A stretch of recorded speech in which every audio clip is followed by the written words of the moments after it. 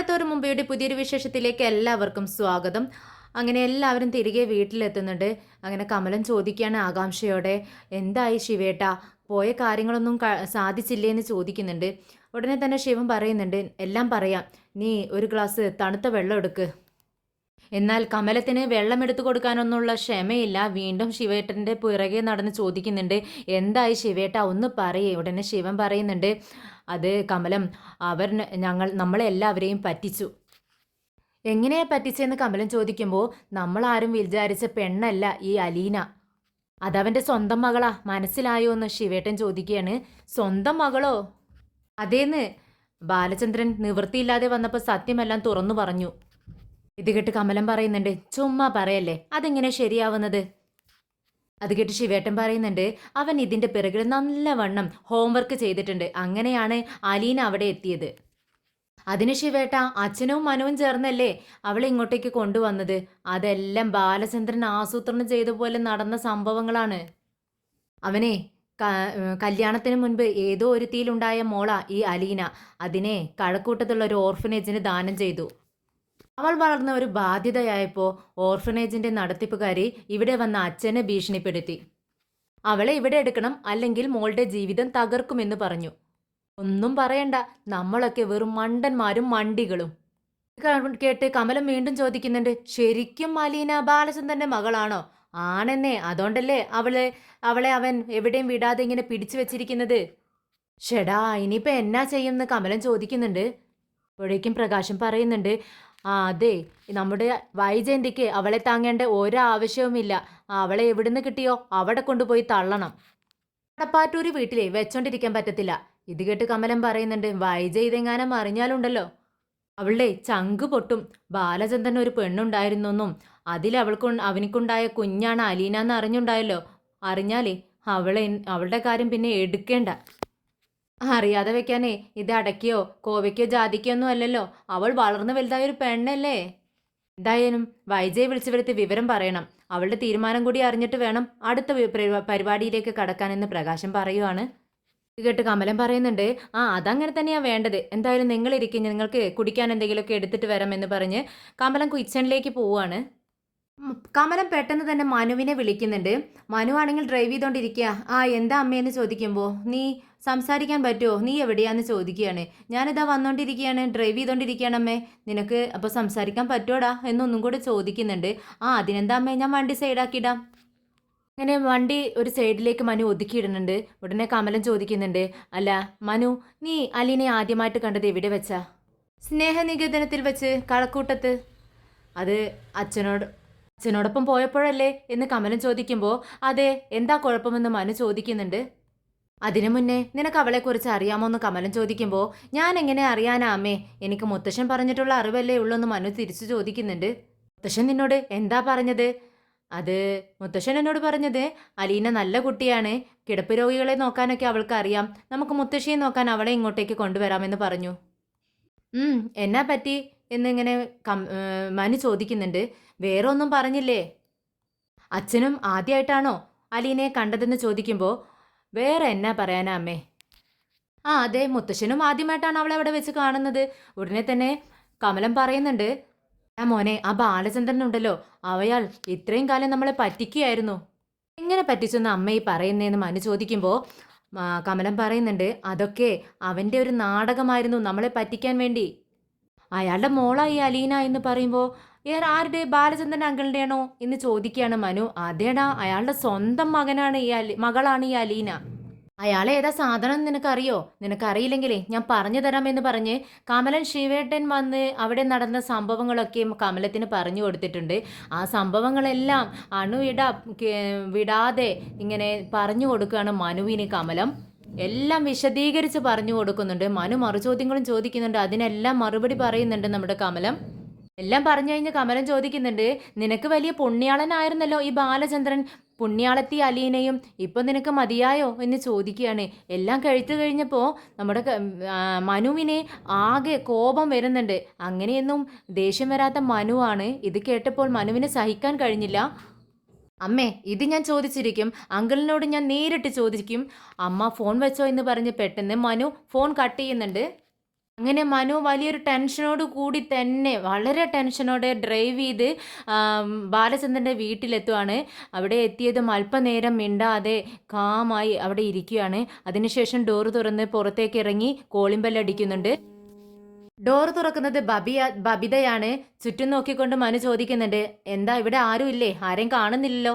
നിങ്ങൾക്ക് ആരെയാണ് കാണേണ്ടതെന്ന് ബബിത ചോദിക്കുകയാണ്. ഉടനെ തന്നെ മനു പറയുന്നുണ്ട്, എനിക്ക് അത്യാവശ്യമായി 3 പേരെ കാണണം. 1 അലീന, 2 ബാലചന്ദ്രൻ അങ്കിൾ, 3 ആൻറ്റി. എന്തെത്രക്ക് അത്യാവശ്യമെന്ന് ബബിത ചോദിക്കുകയാണ്. ഉടനെ മനു പറയുന്നുണ്ട്, ഇന്ന് കുറച്ച് സംഭവങ്ങൾ ഉണ്ടായിട്ടുണ്ട്. ബാലചന്ദ്രൻ അങ്കിളും കൈതക്കൽ കുടുംബാംഗങ്ങളും ഇന്ന് ആൻറ്റിയുടെ വീട്ടിൽ വെച്ച് സംസാരമുണ്ടായി. അതിനെക്കുറിച്ച് ഒന്ന് ചോദിക്കാനും പറയുവാനുമാണ് ഞാൻ വന്നത്. അതിൽ നമുക്ക് പ്രത്യേകിച്ച് റോളൊന്നുമില്ലല്ലോ, ഉണ്ടോ എന്ന് ബബിത ചോദിക്കുന്നുണ്ട്. നമ്മളൊക്കെ കഥ അറിയാതെ ആട്ടം കാണുന്നവരല്ലേ, എന്താ ഇന്ന് പുതിയ വല്ല കഥയും ഉണ്ടോ എന്ന് ബബിത ചോദിക്കുമ്പോൾ ആ ഉണ്ട്, എന്തായാലും ഞാൻ അലീനയെ ഒന്ന് ആദ്യം കാണട്ടെ എന്ന് പറഞ്ഞ് മനു അങ്ങോട്ടേക്ക് പോവുകയാണ്. അപ്പോഴേക്കും വൈജയന്തി റൂമിൽ നിന്നും ഇറങ്ങി വരുന്നുണ്ട്. മനുവിനെ കണ്ടതും മനുവിൻ്റെ അടുത്തേക്ക് വൈജയന്തി വന്നിട്ട് ചോദിക്കുന്നുണ്ട്, എപ്പോൾ വന്നു മനു? ഞാനിതാ ഇപ്പോൾ വന്നതേ ഉള്ളൂ, ഞാൻ ആദ്യം അലീനയെ കണ്ടിട്ട് വരാം. ഇത് കേട്ട് വളരെ ദേഷ്യത്തോടെ വൈജയന്തി ചോദിക്കുന്നുണ്ട്, അല്ലെങ്കിലും അലീനെ കാണാനാണല്ലോ നിന്റെ വരവ്. ആദ്യം അമ്മയുണ്ടായിരുന്നപ്പോൾ അമ്മയെ കാണാനെന്നുള്ള മട്ടിൽ നീ വന്നിരുന്നു. ഇനിയിപ്പോൾ പുതിയ വല്ല കാരണങ്ങളും കണ്ടുപിടിച്ചിട്ടായിരിക്കും നിന്റെ ഈ വരവ്. എന്നാൽ അതേ സ്വരത്തിൽ തന്നെ മനുവും തിരിച്ചു പറയുന്നുണ്ട്, അതെ കണ്ടുപിടിച്ചു. എന്തായാലും ഞാൻ ആദ്യം അലീനെ ഒന്ന് കണ്ടിട്ട് വരാം എന്ന് അറിഞ്ഞ് അലീനയുടെ റൂമിലേക്ക് പോകുന്നുണ്ട്. ഡോറിൽ തട്ടുന്ന സമയത്ത് അലീന മുത്തശ്ശിയുടെ റൂം വന്ന് തുറക്കുന്നുണ്ട്. അപ്പോഴേക്കും അനു അകത്ത് കയറുവാണ്. ഡോർ അടയ്ക്കുന്നുണ്ട് അലീന. മനു പറയുകയാണ് അലീനയുടെ അടുത്ത്, എനിക്ക് നിന്നോട് കോൺഫിഡൻഷ്യലായിട്ട് കുറച്ച് സംസാരിക്കാനുണ്ട്. വിരോധമില്ലല്ലോ എന്ന് ചോദിക്കുമ്പോൾ, മനുവേട്ടൻ എന്തിനാ എന്നോട് സംസാരിക്കാൻ അനുവാദം ചോദിക്കുന്നതെന്ന് അനില ചോദിക്കുമ്പോൾ, അത് സബ്ജക്റ്റ് അത്രയ്ക്കും വലിയ കാര്യമാണ്, അതുകൊണ്ടാണ് നിന്നോട് ചോദിക്കുന്നത്. മനുവേട്ടൻ എന്താന്ന് വെച്ചാൽ പറഞ്ഞോ. ഇന്നൊരു കൂടിക്കാഴ്ചയും സംസാരവും ഒക്കെ ഉണ്ടായിരുന്നല്ലോ കൈതക്കൽ വീട്ടുകാരും ബാലചന്ദ്രൻ അങ്കിളും തമ്മിൽ ആൻറ്റിയുടെ വീട്ടിൽ വെച്ച് എന്ന് പറയുമ്പോൾ അലീന പറയുന്നുണ്ട്, അതെ എന്നോട് അച്ഛൻ പറഞ്ഞിട്ടുണ്ടായിരുന്നു. അലീനയുടെ സംസാരം കേട്ട് മനു ചോദിക്കുന്നുണ്ട്, നീ പരസ്യമായി അച്ഛൻ എന്നൊക്കെ വിളിക്കാൻ തുടങ്ങിയല്ലേ? എന്നോട് അച്ഛൻ അങ്ങനെ വിളിക്കാൻ പറഞ്ഞു, എനിക്കും അതാണ് ഇഷ്ടമെന്ന് അലീന പറയുന്നുണ്ട്. ശരിക്കും നീ ബാലചന്ദ്രൻ അങ്കിളിൻ്റെ മകളാണോ എന്ന് മനു ചോദിക്കുന്നുണ്ട്. എനിക്കറിയില്ല, അച്ഛൻ അങ്ങനെ പറഞ്ഞു എന്ന് അലീന മറുപടി പറയുകയാണ്. നിനക്കറിയാതെ എങ്ങനെ പോയി? അച്ഛനാണെങ്കിൽ നിനക്കറിയേണ്ടതല്ലേ. ഇപ്പോൾ അതെങ്ങനെ അറിഞ്ഞു എന്ന് മനു ചോദിക്കുമ്പോൾ, അതെനിക്കറിയില്ല മനുവേട്ട എന്ന് അലീന പറയുന്നുണ്ട്. നിന്റെ അമ്മയാരാണെന്ന് നിനക്കറിയാവോ? ഇത്രകാലം നീ എവിടെയായിരുന്നു? അങ്കിൾ നിന്നെ എങ്ങനെയാ കണ്ടുപിടിച്ച് എന്നൊക്കെ ഒറ്റ ശ്വാസത്തിൽ മനു ചോദിക്കുന്നുണ്ട്. ഉടനെ അലീന ആകെ പകച്ചു പോകുന്നുണ്ട്. എന്നിട്ട് പറയുന്നുണ്ട്, എനിക്കറിയില്ല മനുവേട്ട. അച്ഛനോട് ചോദിക്കണമെന്നും അലീന പറയുമ്പോൾ, നീ ഒഴിഞ്ഞു മാറരുതെന്നും മനു പറയുന്നുണ്ട്. ഉടനെ അലീന പറയുന്നുണ്ട്, അച്ഛനോട് ചോദിക്കും മനുവേട്ട പ്ലീസ് എന്ന് പറയുന്നുണ്ട് അലീന. അപ്പോൾ നിനക്കൊന്നും പറയാനില്ല അല്ലേ എന്ന് മനു ചോദിക്കുകയാണ്. ഉടനെ അലീന പറയുന്നുണ്ട്, ഞാൻ അനുഭവിക്കുന്ന ടെൻഷൻ എന്താണെന്ന് മനുവേട്ടന് അറിയില്ല. ഉടനെ മനു ചോദിക്കുന്നുണ്ട്, നിനക്ക് എന്ത് ടെൻഷനാണുള്ളത്? നിനക്കിതൊക്കെ ഒരു ബോണസ് അല്ലേ? നീ വേലക്കാരിയായി വന്നു, ഒരച്ഛനെ കിട്ടി, കൂടപ്പിറപ്പുകളെ കിട്ടി, ഒരു വീട് കിട്ടി, ഒരു കുടുംബം കിട്ടി. ഇനി ഇതിലും മീതെ എല്ലാവർക്കും മുകളിലുള്ള ഒരു സ്ഥാനവും, അതിലും മീതെ നിനക്ക് എന്താ ഇനി വേണ്ടത് എന്ന് മനു ചോദിക്കുകയാണ്. ഇത് കേട്ട് അലീന പറയുന്നുണ്ട്, എനിക്കൊന്നും പറയാനില്ല. അപ്പം മനു പറയുന്നുണ്ട്, ശരി, നിന്നെ ഇങ്ങോട്ട് കൂട്ടിക്കൊണ്ടുവന്നത് ഞാനാണ്. ഞാൻ ബാലചന്ദ്രൻ അങ്കിളിനെ ഒന്ന് കാണട്ടെ എന്ന് മനു പറയുന്നുണ്ട്. അങ്ങനെ മനു മുകളിലേക്ക് കയറി ചെന്ന് ബാലചന്ദ്രൻ്റെ ഡോറിൽ തട്ടുന്നുണ്ട്. ആരാ എന്ന് ചോദിക്കുമ്പോൾ, ഇത് ഞാനാ മനു ആങ്കിളെ എന്ന് പറയുവാണ്. ശ്രദ്ധ വരുന്നു എന്ന് പറഞ്ഞ് ഡോറ് തുറന്നു കൊടുക്കുന്നുണ്ട് ബാലചന്ദ്രൻ. മനു അകത്തേക്ക് കയറുമ്പോൾ ബാലചന്ദ്രനോട് ചോദിക്കുന്നുണ്ട്, എന്തിനാ അങ്കിളെ ഇങ്ങനെ ലോക്ക് ചെയ്യുന്നത്? അങ്കിളൊരു ഹാർട്ട് പേഷ്യൻ്റ് അല്ലേ? പെട്ടെന്ന് എന്തെങ്കിലും സംഭവിച്ച് ഡോറ് തുറക്കാൻ കഴിഞ്ഞില്ലെങ്കിൽ എന്ത് ചെയ്യും? ഇത് കേട്ടതും ബാലചന്ദ്രൻ പറയുന്നുണ്ട്, അകത്തുനിന്നുള്ള അറ്റാക്കല്ലേ, കുഴപ്പമില്ല.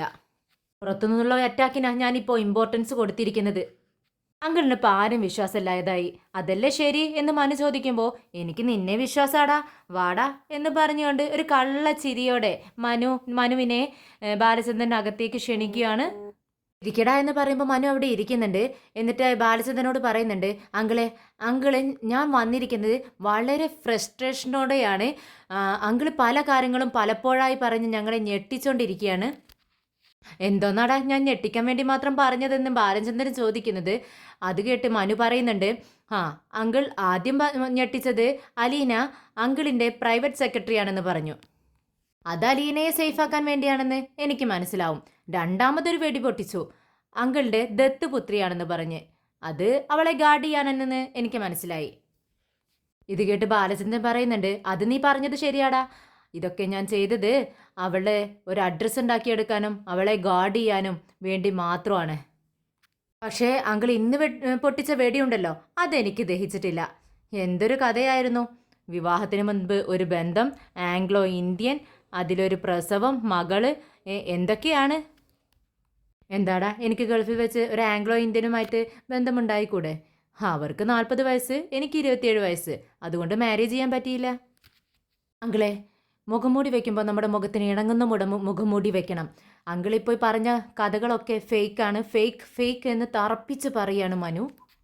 എന്നെ ബാലചന്ദ്രൻ ചോദിക്കുന്നുണ്ട്, എടാ ഞാൻ പറഞ്ഞ കഥ എല്ലാവരും വിശ്വസിച്ചല്ലോ. നിന്റെ അച്ഛൻ വിശ്വസിച്ചു, നിന്റെ കൊച്ചച്ഛൻ വിശ്വസിച്ചു, നിന്റെ വല്യച്ഛൻ വിശ്വസിച്ചു, നിന്റെ കുടുംബത്തിലുള്ള എല്ലാ ഉണ്ണാക്കന്മാരും വിശ്വസിച്ചടാ. ഇത് കേട്ടപ്പോൾ മനുവിനൊന്നു കൊണ്ട് മനു പറയുന്നുണ്ട്, കുടുംബത്തെ കുത്തി പറയല്ലേ ബാലചന്ദ്രൻ അങ്കിളെ. ഇത് കേട്ടതും ബാലചന്ദ്രൻ പറയുന്നുണ്ട്, എന്താടാ കൈതക്കൽ കുടുംബം അത്ര നല്ല കുടുംബമാണോ? നീ എങ്ങനെ ആ കുടുംബത്തിൽ വന്നു പിറന്നു എന്നാണ് ഞാൻ ചിന്തിക്കുന്നത്. ആ കുടുംബത്തിലെ ആർക്കെങ്കിലും മനസ്സാക്ഷി എന്ന് പറയുന്ന ഒരു സാധനമുണ്ടോ? ആർക്കെങ്കിലും മനസ്സാക്ഷി ഉണ്ടടാ? പറയടാ നീ.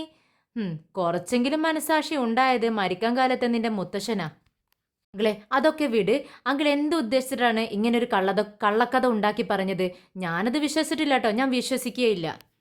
നീ വിശ്വസിക്കണ്ടടാ, നീ വിശ്വസിക്കണമെന്ന് ആരെങ്കിലും പറഞ്ഞോ? ഇത് കേട്ട് മനു പറയുന്നുണ്ട്, അങ്കിളെ ഒരു കുടുംബമുണ്ട്, ഒരു കുടുംബം ചിന്നിച്ചിതറും. ആൻറ്റി എത്രയായാലും ഒരു സ്ത്രീയല്ലേ, അവർക്ക് ക്ഷമിക്കാനും സഹിക്കാനും പറ്റുന്നതിൽ ഒരു പരിധിയില്ലേ? അങ്കിളിന് മക്കളില്ലേ? അങ്കിളുടെ മക്കൾ നിങ്ങളെക്കുറിച്ച് എന്ത് വിചാരിക്കും? ആവുന്ന കാലത്ത് കണ്ട പെണ്ണുങ്ങളുടെയൊക്കെ പിറകെ പോയി അതിൽ കുഞ്ഞുങ്ങളെയും ഉണ്ടായി. എന്താ അങ്കിൾ പറയേണ്ടത്? അങ്കിൾ വെറും ഒരു എന്നിങ്ങനെ പറഞ്ഞ് ആകെ മനുവിൻ്റെ മനസ്സിൽ പല വാക്കുകൾ ഇങ്ങനെ വരുവാണ്. പറയാനും പറ്റുന്നില്ല, കടിച്ച് പിടിച്ച് നിൽക്കുകയാണ് മനു. എന്ന് മനു പറയുന്നുണ്ട്, ഇല്ല ഞാൻ പറഞ്ഞു പോയാൽ കടുത്തു പോകും. നീ പറയട മനു, ഞാൻ കേൾക്കാം.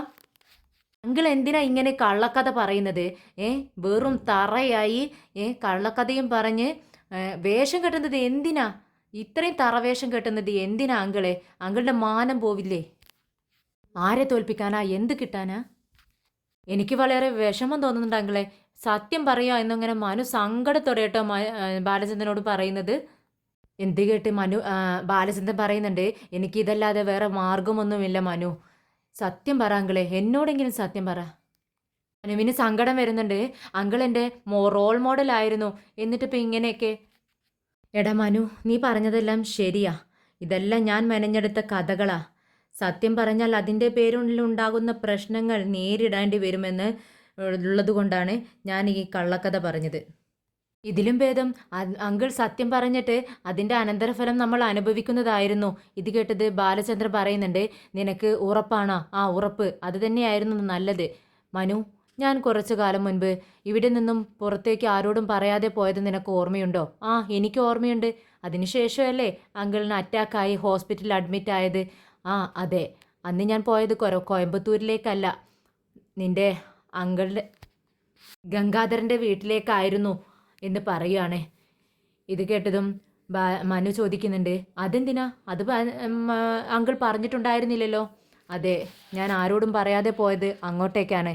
എന്തിനാ പോയത്? നിന്റെ പെങ്ങൾ വൈജയെ ഞാൻ വിവാഹം കഴിക്കുന്നതിന് മുൻപ് അവളൊന്ന് പ്രസവിച്ചിട്ടുണ്ടായിരുന്നോ എന്ന് ഞാൻ അവനോട് ചോദിച്ചു എന്ന് പറയുമ്പോൾ മനു ഞെട്ടുന്നുണ്ട്.